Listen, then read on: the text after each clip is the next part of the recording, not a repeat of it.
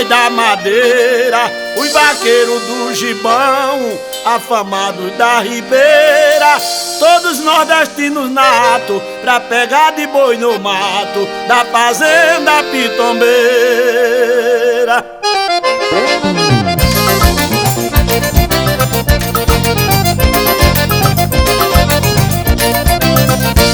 Doutor Maurilo Sampaio, digníssimo fazendeiro, todos os anos em julho faz a festa do vaqueiro, o festival mais bonito da região de Granito, do meu sertão brasileiro.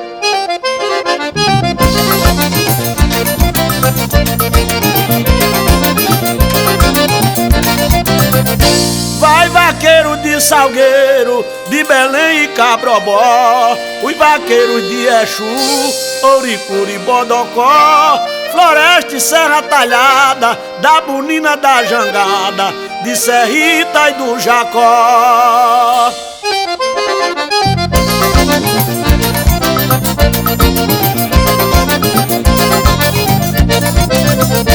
Vaqueiro de Morelândia, Ipubite e Morante, Trindade e Araripina, os bons vaqueiros brilhantes, de Terra Nova e os mães, e todos os vaqueiros fãs de São José do Belmonte.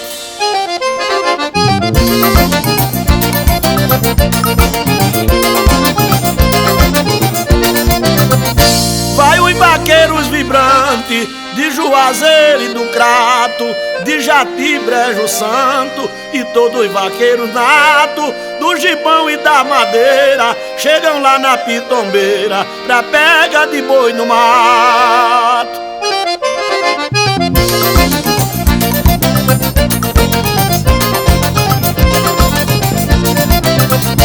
E a Fazenda Alegria é tradição do passado, de Maurílio e seus irmãos e o seu pai adorado, saudoso Givaldo Sampaio, homem de brilho e moral, o nome imortalizado.